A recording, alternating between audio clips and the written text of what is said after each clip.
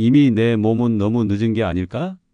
중년이 지나 어느새 만성질환 하나쯤은 달고 살고 체력이 예전 같지 않고 기억력도 가끔씩 흐려지기 시작할 때 많은 분들이 스스로에게 이렇게 말합니다. 나는 이제 예전 같지 않아. 너무 늦었어. 절대 늦지 않았습니다. 심지어 지금부터가 진짜 시작입니다.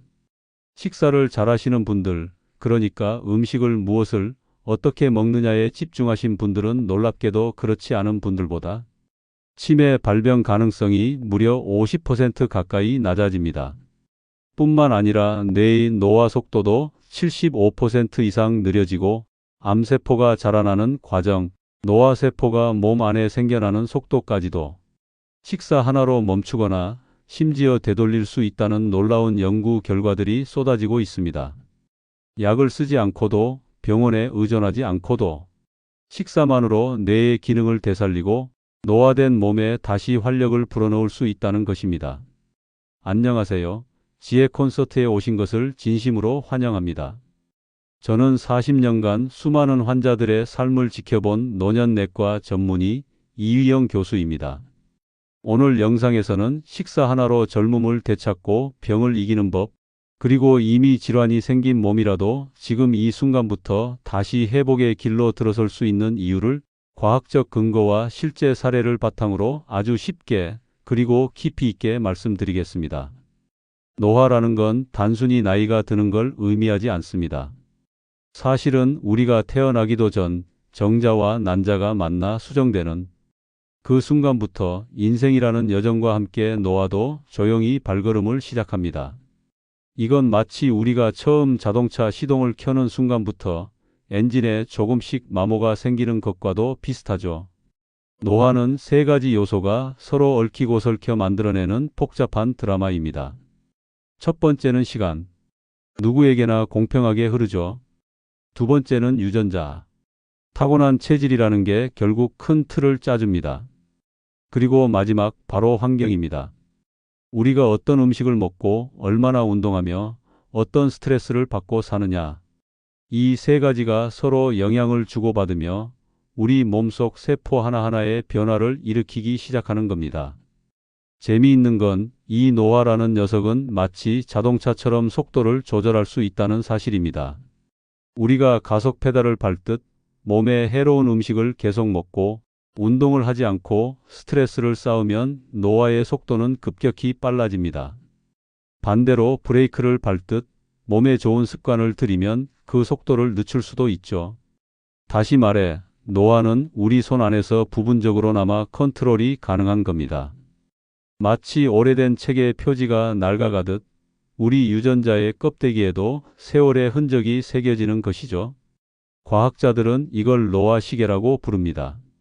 우리 몸속에는 실제로 생물학적인 시계가 있고 그것이 얼마나 빠르게 돌고 있는지를 보면 우리 노화 속도를 가늠할 수 있는 시대가 온 겁니다. 그렇다면 이 시계를 느리게 돌리는 방법은 무엇일까요? 복잡하지 않습니다. 우리가 매일 반복하는 아주 단순한 일들이 이 시계의 속도를 좌우합니다. 어떤 음식을 먹는가, 얼마나 자주 그리고 꾸준히 몸을 움직이는가, 잠은 충분히 자고 있는가, 스트레스는 어떻게 관리하고 있는가, 술과 담배는 어떻게 절제하고 있는가, 사람들과의 관계는 건강하게 유지되고 있는가, 이 모든 것이 노화를 늦추는 중요한 열쇠가 됩니다. 이걸 조금 더 구체적으로 이야기해 볼까요? 노화가 빠르게 진행되면 그 결과로 우리는 중년 즈음에 만성질환과 마주하게 됩니다. 고혈압, 당뇨, 고지혈증 같은 것들이 대표적이죠. 처음엔 조용히 시작되지만 60대에 접어들면 이 질환들이 서서히 우리 몸의 기능을 무너뜨리기 시작합니다. 그 후 70대가 되면 신체 기능이 점점 떨어지고 뇌 기능도 영향을 받아 치매나 우울증 같은 문제로 연결될 수 있습니다. 결국 80대를 넘어서면 더 이상 스스로 일상을 돌보기 어려워지는 시점이 오게 됩니다. 간병인을 필요로 하거나 요양시설을 고려해야 하는 상황이 생기는 것이죠. 하지만 이 흐름을 되돌리는 유일한 시점은 바로 지금입니다. 아직 걷고 먹고 생각할 수 있는 지금. 이 순간이 노화 속도를 조절할 수 있는 결정적인 시기라는 사실을 잊지 마세요. 그래서 우리는 잘 먹고, 잘 자고, 꾸준히 움직이며 좋은 사람들과 연결되어 살아가는 것, 그 단순한 진리를 실천해야 합니다. 그것이 바로 우리 노화 시계를 늦추는 가장 확실한 방법이기 때문입니다. 마인드 식사라는 이름은 어쩌면 낯설게 들릴지도 모르겠습니다. 하지만 이 식단은 단순한 유행이나 트렌드가 아닙니다. 수많은 연구와 과학적 검증을 바탕으로 탄생한 매우 실용적이고 효과적인 식사법입니다. 특히 지중해식 식사와 고혈압 예방에 탁월한 대시 식단의 장점을 결합해 뇌 건강에 최적화된 방식으로 개발된 것이 바로 이 마인드 식사입니다. 처음에는 단순히 관찰 연구에서 출발했습니다. 다양한 식습관을 점수화해 분석한 결과 마인드 식사 원칙을 잘 실천한 사람들이 패스트푸드나 정제, 탄수화물 위주의 식사를 한 사람들보다 치매 발생 위험이 무려 50% 가까이 낮았다는 사실이 밝혀졌습니다. 더 나아가 10년에 걸친 추적 연구에서는 뇌 기능이 떨어지는 속도 자체가 약 75% 이상 느려졌다는 결과도 나왔습니다. 그저 뇌 건강을 지키는 데 좋다는 정도가 아니라 실제로 노화의 진행 속도 자체를 바꿀 수 있다는 점에서 주목할 만합니다. 마인드 식사는 특별한 고통 없이도 유사한 수준의 뇌 보호 효과를 보여주었고, 이는 굉장히 희망적인 메시지를 전해줍니다. 즉, 우리가 일상에서 실천 가능한 범위 내에서 뇌의 노화를 늦출 수 있다는 가능성이 입증된 셈입니다. 그렇다면 마인드 식사의 구성은 어떻게 되어 있을까요? 기본적으로는 식물성 중심의 식사를 지향합니다. 통곡물을 풍부하게 섭취하고 콩과 견과류도 자주 먹습니다. 올리브오일 역시 권장되며 과일 중에서는 특히 베리류가 추천됩니다. 채소는 녹색 채소를 중심으로 가능한 한 자주 접할 것을 강조합니다. 반대로 피해야 할 음식도 분명합니다. 튀긴 음식, 정제된 곡물로 만든 가공식품, 패스트푸드, 그리고 소고기나 돼지고기 같은 붉은 고기, 가공육 등은 최대한 줄이는 것이 좋습니다. 이처럼 마인드 식사의 핵심은 자연스럽고 꾸준한 실천입니다. 무리하지 않고 일상에서 천천히 습관처럼 스며들 수 있는 식사법이라는 점에서 한국인의 전통 식문화와도 잘 어우러질 수 있습니다. 더 나아가 마인드 식사는 단지 뇌 건강을 넘어 노화 그 자체를 늦추는 가능성도 내포하고 있습니다. 노화를 가속화하는 신호 중 하나가 바로 토르라 불리는 신호 경로입니다. 이는 단백질 섭취 과다나 에너지 과잉 상태에서 쉽게 활성화됩니다. 특히 동물성 단백질, 즉 고기를 많이 먹거나 과식을 하면 이 토르 경로가 활발해집니다. 문제는 이 경로가 세포의 빠른 분열을 촉진하고 암세포 생성과 노화세포 증가에도 관여한다는 점입니다. 실제로 동물 실험에서는 이 토르 신호를 억제하는 약을 투여한 결과 수명이 연장되는 현상도 확인되었습니다. 하지만 약 없이도 이 신호를 억제할 수 있다면 얼마나 좋을까요? 마인드 식사는 그 답을 제시합니다. 콩, 통곡물, 견과류 등 식물성 중심의 식사를 통해 토르 경로를 자연스럽게 억제할 수 있는 환경을 만들어줍니다. 말하자면 노화라는 가속 페달을 식사라는 방식으로 천천히 놓아주는 것입니다. 특히 젊은 시기부터 이러한 식사를 실천하게 된다면 노화의 스위치를 더 일찍 끌 수 있다는 점에서 더 큰 의미를 가집니다. 결국 마인드 식사는 단순한 다이어트나 건강식이 아닙니다. 그것은 우리의 뇌와 몸, 더 나아가 삶의 속도를 조절하는 하나의 지혜입니다. 한 끼의 식사가 단순한 에너지 섭취를 넘어 인생의 방향을 바꾸고 더 깊고 건강한 노년을 준비하는 씨앗이 될 수 있다는 사실을 기억해 보시기 바랍니다. 그래서 가장 해로운 것들 중 하나는 바로 초가공식품입니다. 초가공식품에 포함된 단순 당과 정제된 곡물, 그리고 해로운 지방들은 우리의 건강에 치명적인 영향을 미칠 수 있습니다. 예를 들어 같은 양의 탄수화물, 단백질, 지방을 섭취하더라도 초가공 식품을 통해 이를 섭취하면 식욕이 더 증가하는 경향이 있습니다. 이는 혈당이 급격히 상승하고 맛이 지나치게 자극적이기 때문입니다. 이처럼 우리가 그동안 쉽게 빠져들었던 인위적인 맛을 자극하는 초가공 식품을 피하는 것이 중요합니다. 실제로 우리가 바꿔야 할 것은 바로 가짜 식욕과 식탐, 그리고 입맛입니다.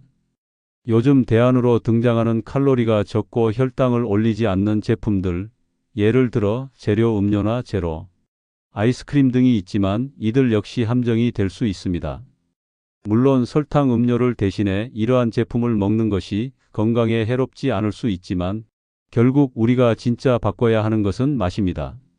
과거에는 너무 달고 자극적인 음식에 익숙해져 있었지만 이제는 자연스러운 맛을 찾는 것이 중요합니다. 특히 제로 음료에 대한 연구 결과에 따르면 이들이 단기적으로 혈당을 올리지 않지만 장기적으로 보면 뇌가 단맛을 경험하면서 다른 음식을 더 자극적으로 먹을 수 있는 가능성이 있다는 점에서 주의가 필요합니다. 이로 인해 제로 음료가 실질적인 다이어트 효과를 입증하지 못한 경우가 많습니다. 따라서 음료를 선택할 때는 당분이 없는 물이나 탄산수를 선택하는 것이 더 좋습니다. 중년 이후에도 노화 속도를 늦추는 방법은 다양합니다. 절식이 가장 전통적인 방법이지만 마인드 식사나 지중해식 식사도 좋은 대안이 될 수 있습니다. 최근 연구에 따르면 중년기에 2년간 절식을 진행했을 때 절식을 하지 않은 사람들과 비교해 노화 속도가 최대 70%까지 느려졌다고 보고되었습니다. 또한 건강한 식사, 운동, 스트레스 관리, 충분한 수면 등을 실천한 사람들은 피검사를 통해 3년 가까이 젊어진 결과를 얻기도 했습니다. 따라서 중년기를 넘기고 만성질환이 생겼다고 해서 늦은 것은 아닙니다. 이 시점부터 전반적인 생활 습관을 개선하면 노화를 늦추거나 일부 경우에는 되돌리는 효과를 얻을 수 있습니다. 다만 60대 중반 이후에는 만성질환이 있을 수 있고 70대 초반 이후에는 식욕이 떨어지고 소화력이 감소하며 고기를 먹기 어려운 경우가 많습니다. 이러한 상황에서는 근육량 감소가 심화될 수 있으며 삶의 질이 저하될 수 있습니다. 이렇게 노쇠가 있는 분들이 무리해서 절식이나 특히 마인드 식사를 지나치게 하면서 체중을 빼게 되면 결국 근육량 감소로 이어져 삶의 질이 더 떨어질 수 있습니다. 그래서 제가 말씀드리는 노화를 느리게 만드는 식사법은 대부분 20대에서 50대 초반까지는 안전하게 시도할 수 있지만 여성분들은 완경을 지나고 남성분들은 60대가 되면 여러 호르몬 변화와 인슐린, 저항성 증가로 인해 다소 다른 접근이 필요합니다. 물론 마인드 식사와 저속 노화 식습관을 실천할 수는 있지만 여기에 추가로 양질의 동물성 단백질을 충분히 섭취하는 것이 매우 중요합니다. 또한 전체적인 칼로리 결핍이 생기지 않도록 주의해야 합니다. 시간 제한 다이어트는 주로 실험 동물, 예를 들어 쥐와 원숭이를 대상으로 했을 때 효과가 잘 나타났습니다. 하지만 사람에게 적용했을 때는 소규모 임상 연구에서는 비만과 대사 질환에 도움이 된다고 알려져 있지만 대규모 연구에서는 그 효과가 아직 명확히 입증되지 않았습니다. 특히 미국인들은 비만율이 높기 때문에 시간 제한 다이어트를 통해 여러 가지 건강 문제가 개선된 경우가 있지만 우리나라 노년층은 오히려 마른 분들이 많고 근육량 감소로 인해 삶의 질이 떨어지는 경우가 많습니다. 실제로 국민건강영양조사를 보면 노년기 이후에는 단백질 결핍이 심각한 상황이기 때문에 60대 이후에는 체중을 빼는 것보다는 건강한 식습관을 유지하는 것이 더 중요합니다. 간헐적 단식이나 절식을 통해 만성질환을 개선하려는 생각은 위험할 수 있습니다. 젊은 사람들은 인슐린 저항성이 없고 근력 운동을 잘한다면 간헐적 단식이나 시간 제한 다이어트가 효과적일 수 있습니다. 그러나 노년층은 대사적 관점에서 몸이 이미 변화가 와 있기 때문에 이런 다이어트 방식이 역효과를 일으킬 수 있습니다. 초기에 근육 감소가 생기고 결국 대사 시스템이 나빠질 수 있기 때문입니다. 많은 분들이 유튜브에서 본 정보를 바탕으로 무턱대고 간헐적 단식을 시작하면서 칼로리를 급격히 줄이게 되면 처음에는 삶의 질이 좋아지지만 결국 근육량 감소로 이어질 수 있습니다. 내 생애 주기, 질병 목록, 체질, 체형 등을 잘 고려해 어떤 형태의 시간 제한 다이어트나 간헐적 단식을 적용할지 고민이 필요합니다. 많은 사람들이 자연스러운 식사로 돌아가면 스트레스를 받는다고 생각하지만 사실 컴포트 푸드는 스트레스를 받을 때 자주 먹게 되는 음식입니다. 그러나 이러한 음식들은 혈당이 빠르게 오르며 급락하는 특성이 있습니다. 이로 인해 인슐린 분비가 증가하고 부종이 생겨 수면의 질이 떨어지고 결과적으로 스트레스 호르몬이 더 증가하는 악순환을 초래합니다. 따라서 마인드 식사의 핵심은 초가공 식품을 제거하는 것입니다.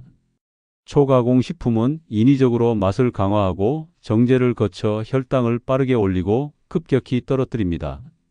이로 인해 칼로리 섭취가 늘어날 수 있습니다. 이런 이유로 초가공 식품을 피하는 것이 마인드 식사 또는 저속 노화 식습관의 가장 중요한 과제라고 할 수 있습니다. 현재 통계 데이터를 보면 영국 사람들은 총 칼로리의 60% 가까이를 초가공 식품으로 섭취한다고 합니다. 아마 우리나라도 비슷할 가능성이 높은데요. 이런 초가공 식품의 섭취를 줄이면 인슐린 저항성이 사라지고 나의 코르티솔 스트레스 호르몬 시스템이 정상화됩니다. 또한 나의 식욕을 억제해주는 포만감 호르몬인 렙틴 저항성이 생겨 있을 가능성이 높은데 이 렙틴 시스템도 정상화됩니다. 이렇게 되면 가짜 식욕이나 식탐이 사라지고 자연스러운 음식을 먹어도 충분히 배부름을 느낄 수 있게 됩니다. 자극적인 음식들을 일상에서 줄이고 자연스러운 식사, 조금 더 담백한 식사를 시작하다 보면 처음에는 너무 맛이 없다고 느낄 수 있습니다. 하지만 시간이 지나면서 입맛이 자연스럽게 돌아오게 됩니다. 절대 수도승처럼 살아야 한다는 것이 아니라 너무 인위적이고 내 몸에 해로운 식사에서 조금씩 더 깨끗한 음식을 선택하는 과정입니다.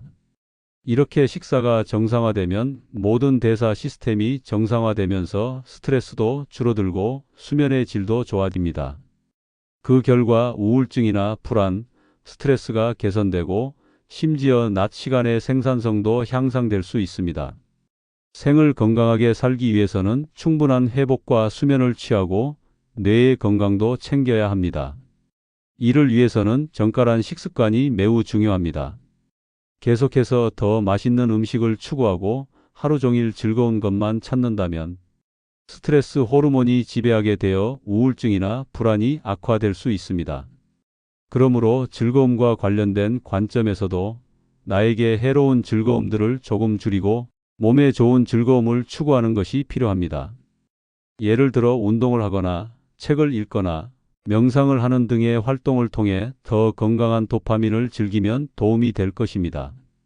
그렇게 되면 스트레스 호르몬이 줄어들고 대사 시스템이 좋아져 선순환을 만들 수 있습니다.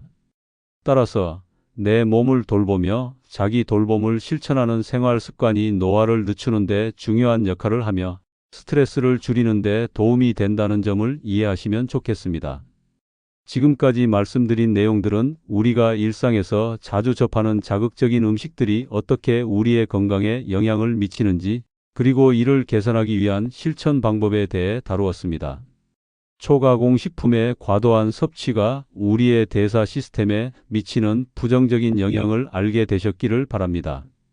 이를 개선하기 위한 첫 걸음은 자연스럽고 건강한 식습관을 회복하는 것입니다.